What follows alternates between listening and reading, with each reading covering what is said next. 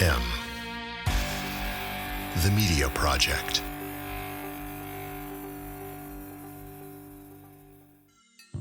Imagine a vibrant region that embraces innovative technology and systems, allowing individuals and businesses to grow and thrive within the natural and cultural lifestyle of Vermont. Imagine the Black River Innovation Campus. Our community includes business and technology programming, co-working and technology tools, and other exciting experiences that are quickly creating an outsized impact to our little corner of northern New England here in Springfield, Vermont. PC Mag rates Springfield, Vermont number 8 for the best work-from-home cities in the U.S. Join us in Vermont. Begin your journey at bricvt.org.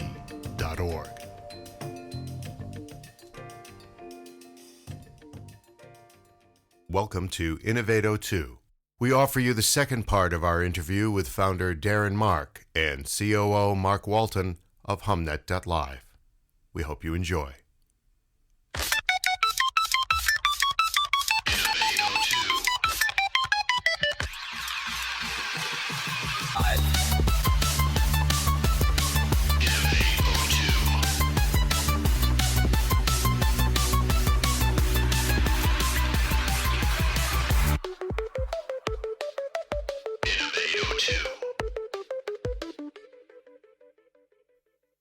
Right now, we don't have the glowing beacons on the map. All it does is tell you how many people are there. And I made it a 10-minute hum, and we agreed on a time. And for the first 5 minutes, I was there by myself, and the number just said 1. And then the number changed from 1 to 2. And it was like, just an electrical charge. It was so magnetic. And this is a complete stranger. And all I know is they're there with me, focused on these words. You're not alone. It can get better. And afterwards, I DM'd her back in Reddit, and I said, so what did you think? And she said, I think they're really onto something, and I have some suggestions, and it really helped me. And I just was so moved. And I said, it really helped me too. Hey, would you join another one tomorrow? And she said, yes.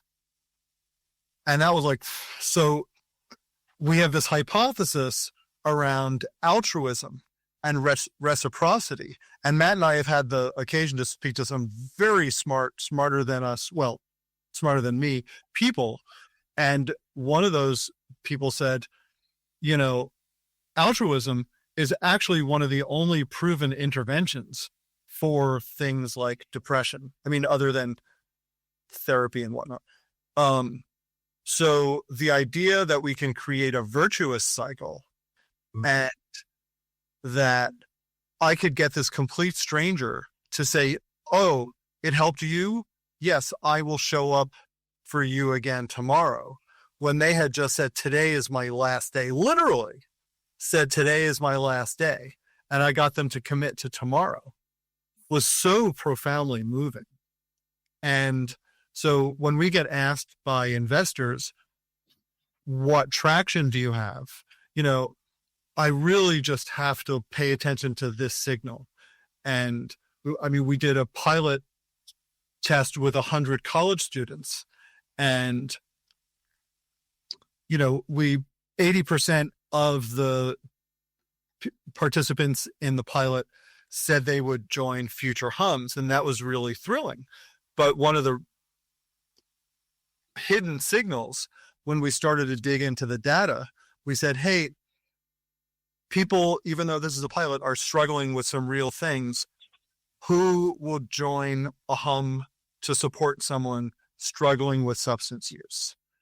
And let us know if you're joining because you're also struggling, or if you're just showing up to support someone else. And 67% of the people that signed up for that hum signed up just to support someone else.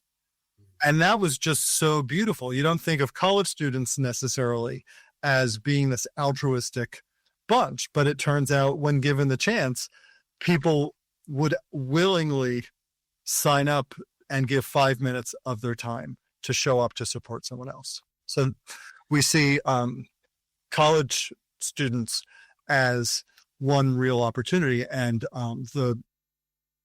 there's this organization, it's called the Collegiate Center on Mental Health out of Penn, and they put together an annual report where they survey the departments of mental health at 1,000 colleges and universities. And it basically gives us this roadmap of maladies of what college students are struggling with, because there's this huge mental health crisis on campus. And one of the things that we realized in talking to these directors of mental health is no one there has the time to create the right hums for people struggling with anxiety, the right hums for people struggling with an eating disorder, the right hums for people struggling with substance use. So we hit on this idea that we'll partner with subject matter experts. I have a friend who is working on a startup to support people with eating disorders. And I said, hey, will you create 20 hums for people struggling with eating disorders? And she said, oh yeah, because there's people who want to support people who are struggling. I just got triggered, and how do I come down from that? I'm trying to maintain good behaviors. When I talked to Matt about people in recovery, and he taught me the first 30 days when someone joins AA, it's very important to show up for a meeting every day. And so I thought, okay, well, what could that 30-day journey look like? And then how do we partner with someone who has a modality where they could create the right words for each of those 30-day hums? And then when we partner with the university, maybe they pay a $500, $499 subscription a year for Humnet, and they set up a university organization page, and then they can take all of these expertly crafted hums, even if it's just a few words in the middle of the screen. They don't have to be the experts on what the right words are. And it can be trauma informed, and it can be evidence based. So we don't have to worry like, oh, we just gave one of our student interns, the Humnet app, and he created all of these hums for like this whole list of things. And then it turns out that they were absolutely the wrong word. So we want to find, and that's something that I learned, I think you guys asked, how did I come to this? So for 15 years beforehand, I was the creative director and like lead writer and content creator for a greeting card company. And a lot of that just started as me being funny and me being witty. And Matt alluded to that sitcom writing background. But at some point it dawned on us, I've never asked I've never asked any mom how she'd like to be acknowledged on Mother's Day. I'd never spoken to a single grief expert around what the right words are that someone needs to hear when they've lost a loved one.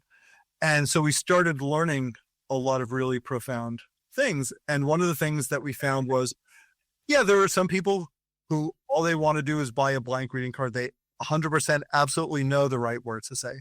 But most people really need help and guidance finding the right words. So we see Humnet as being really helpful when you've got someone struggling, when you have a friend who just got a cancer diagnosis, or who's struggling with an eating disorder, or who's in recovery, or who just lost a loved one. It's so hard to know what the right words are. So we will help people in those moments feel connection, and also we will help them find the right words. Greeting card guy, you ever come across Gordon McKenzie? I have to say the name doesn't ring a bell. Gordon McKenzie was a executive. He accidentally became an executive many decades ago at Hallmark, and he wrote what's been out for a very long period of time, but it's a groundbreaking book. It's an adult picture book, and the book is called Orbiting the Giant Hairball.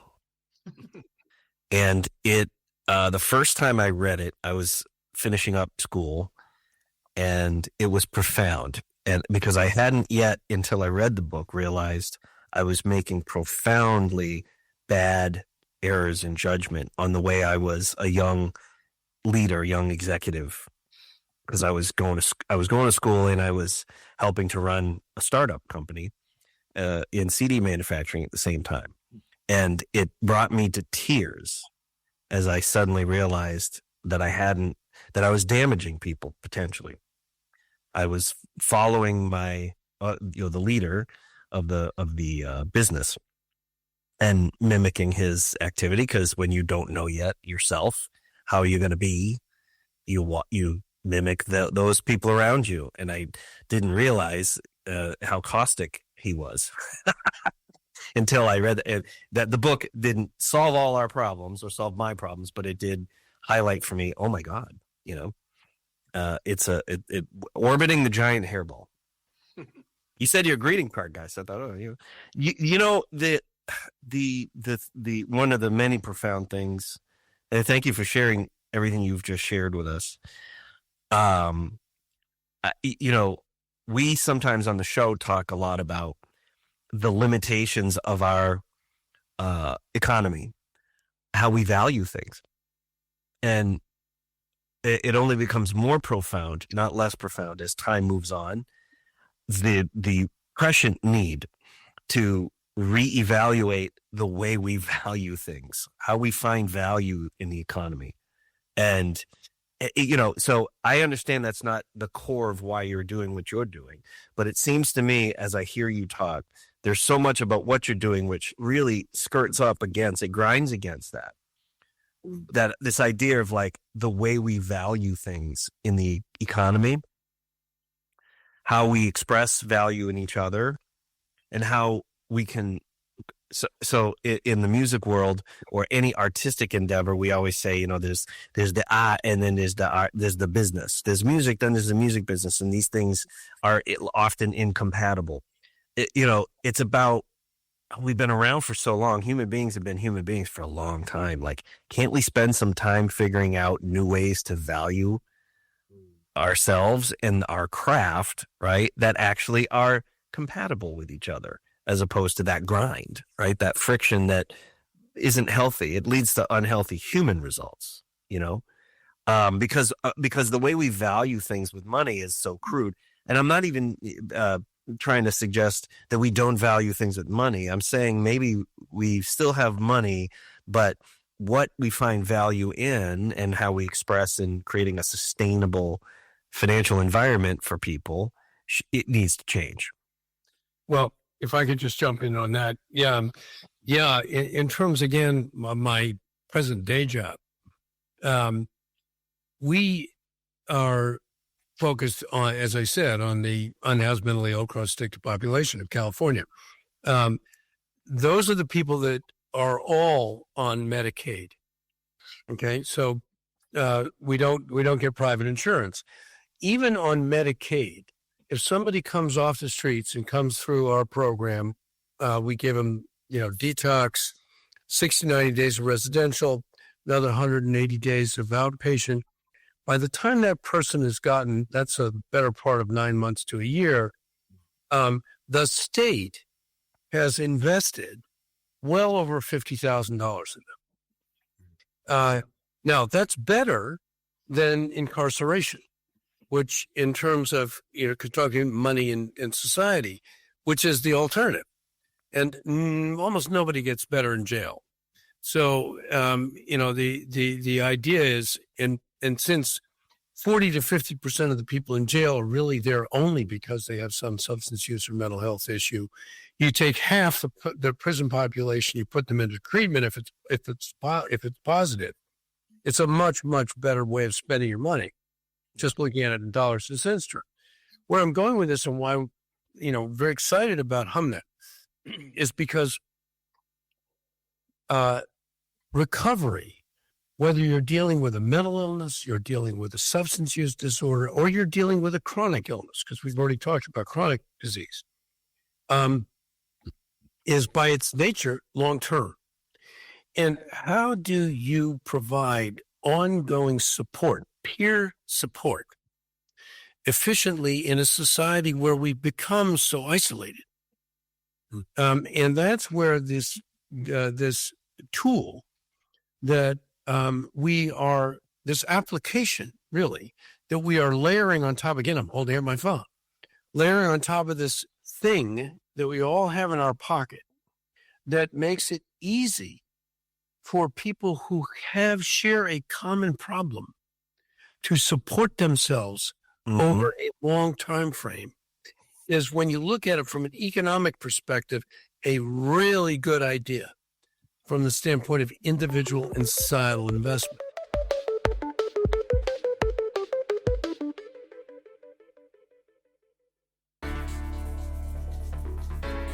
The Vermont Technology Alliance. The VTTA is the only statewide organization focused on Vermont's tech business sector and entrepreneurs. Our business members are Fortune 500 companies, startup founders, small business owners, and soloists. We provide advocacy, recruiting of tech talent, events, and other networking opportunities. We are the heart of the tech ecosystem in Vermont. Become a member now at vtta.org.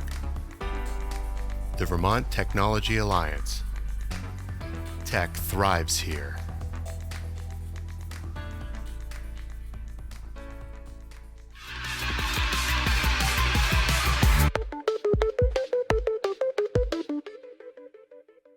And I'll just throw out one more example because, they're bound now. And this literally came up. I was back in Vermont for a couple of weeks before we came back out here to move into our new place. I already said I lost the house in January. So I now have a new place that we just moved into.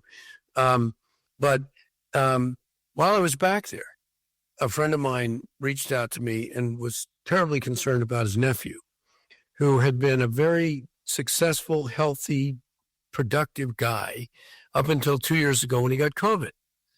Then it's turned out he's got long COVID. And it turns out he's got all the adverse symptoms that characterize long COVID, which the medical profession really doesn't know how to deal with. And in fact, there's still considerable debate as to whether or not it's real. Yeah. Well, it's real. Okay. And so, but one of the most important things that people who have long COVID suffer with is the feeling that nobody believes them. So adding to the fact that they're very sick, they feel ashamed and isolated and stigmatized because they have this thing that the medical profession hasn't fully figured out how to treat yet. Well, the guy that I was introduced to was literally on the verge of suicide. And one of the ways in which we've been able to help him, and one of the ways that Darren and I just immediately said, geez, long COVID, we hadn't thought of that one, have gone and looked at that just as a cohort. Again, on Reddit alone, there's how many people are in the long COVID group? 66,000 66 members of our COVID long haulers. Are COVID long haulers, where as an essential part of that healing process, right out of the gate is connection. I'm not alone. I'm not crazy. I have something, and there's literally 67,000 other people that are saying, I got the same thing. And so that, because in terms of marketing, we think this is an interesting technology. We're all agreed. But how do you get it out there? The way in which we are proceeding to get it out there, besides doing podcasts with really cool guys in Vermont, is to find those aggregations of people who are struggling with a common issue, where the premise that if they had a way to easily and effectively share with one another in a synchronous format, that would benefit those individuals. And then with the expectation, which we're already seeing very encouraging signs of, that once they get the idea this is possible, then it begins to go viral. How much do you think? While Matt was talking, I just was curious, since the COVID long haulers Reddit group was at 66,000. And that number was really close to my chronic pain group. So I went to see if the chronic pain group had changed. It's now up to 125,000. So, it's shocking, how many people are out there and they're just going onto these message boards, just looking for some help, but feeling all alone.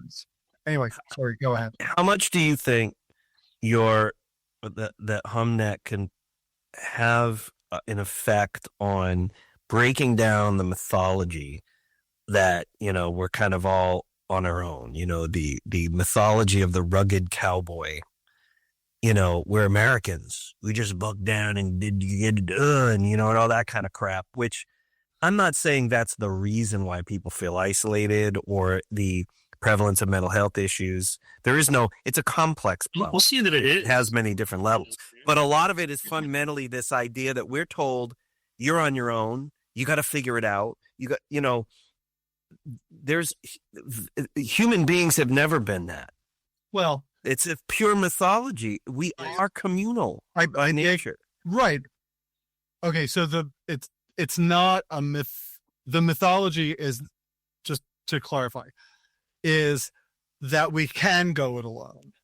The false perception is that we can go it alone. Correct. But it's such a core human need. And I was thinking about this recently. I lived in New York City during 9/11. And you might think of New Yorkers as, I'm walking here and, leave me alone and rude. But you walk down the street and every person that you looked at, all of a sudden, there was just this kindness and this shared sense of compassion and tragedy. And how can I help? And what do you need?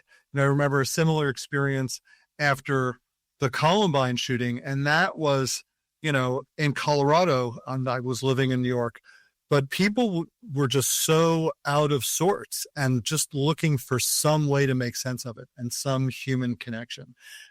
And also in times of celebration, Matt mentioned the hockey game, but really after your team wins, there's just this profound sense of connection too. And I think it's a real, genuine human need. And there's actually so much science. And I know, we're at the end of our podcast.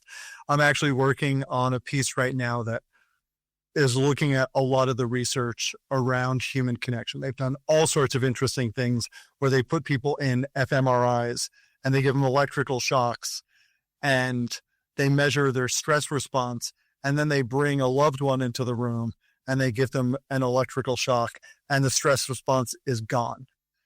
And, so the science of human connection and how it just lowers your stress and, the Harvard happiness study and just about having connections, quality connections with other people increases your lifespan. So, and just to your point, Scott, I've gotten a lot better at my elevator pitch and at telling the story over the years, but I have encountered a few people early on who said, "Oh, I would never use that. Are you sure this is not a good idea? Like, don't do Humnet. I would never use it." And these were like dear friends of mine. And then I said, okay, well, what about if someone was struggling and invited you to a hum? And they immediately pivoted to, oh, actually, did you hear about Betsy who died recently, who had moved to Australia, who we all knew when we worked in the film business, and everyone is just so heartbroken, they could really use a hum. So like someone who just literally did a 180 in the conversation. Yeah. I would never use this. You know what? Is it ready? This person needs a hum. When our defenses are down, we can't help but be human. Yeah. Right. You know what I'm saying? Like, even if it's subconscious, it's going to happen because that's who we fundamentally are. Opposable thumbs, baby. Yeah. We work together, We live in pretty divisive times. A a humanist at core, if you couldn't tell. An optimist. I will talk to anyone, and I do find that once you get past politics or you get past the hard outer shell, that everyone's got a mom or a story of tragedy or a gooey, painful center, and just there's hurt or there's something that they want to connect with others around.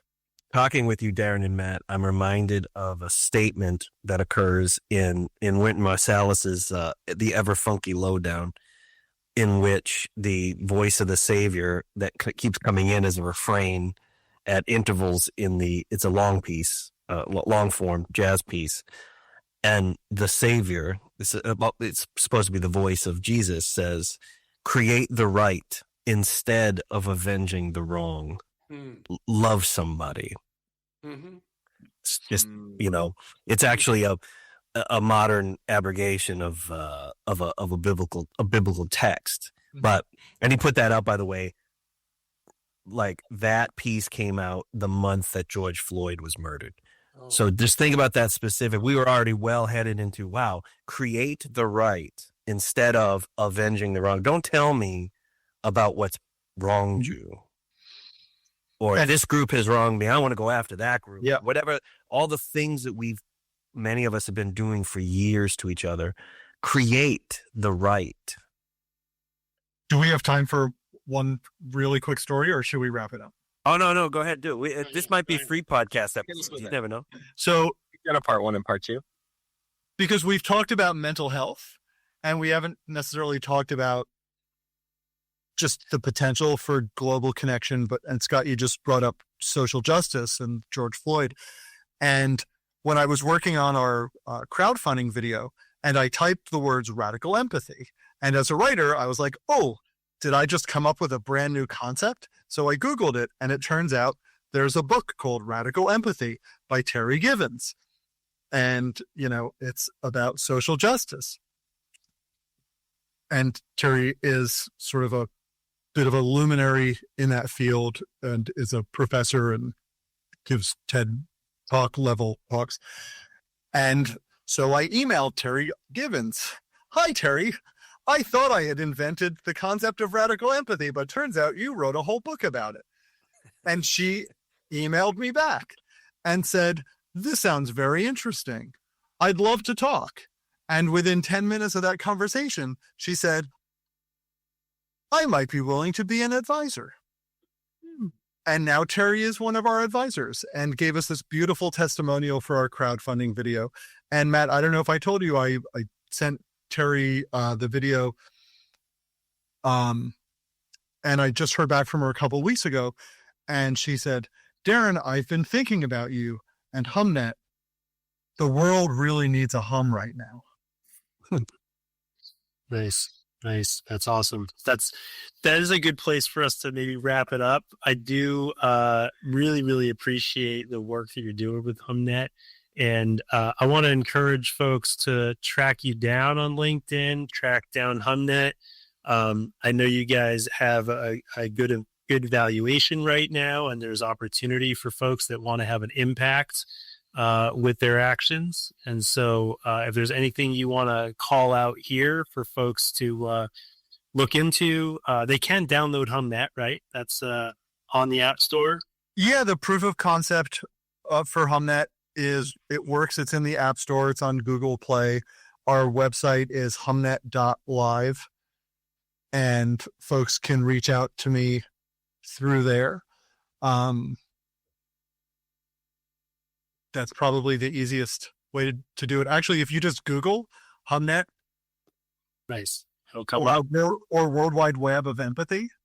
Nice, good terms. Some awesome. Darren and Matt, thank you so much for sharing this story with us. Your journey, the level of this is not just technical innovation. This is social innovation, technical innovation.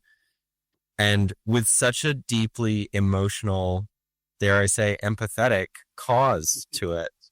And just to sum up a sense of what you described Humnet as, and tell me what your thoughts are on this. It sounds like immediacy, awareness of this larger community, and a shared context or a shared intention. Exactly. Find Innovato 2 on Apple Podcasts and Spotify, and subscribe to Interchain Live on YouTube for video podcasts. Innovato 2 is a collaboration of Interchain Live and M the Media Project.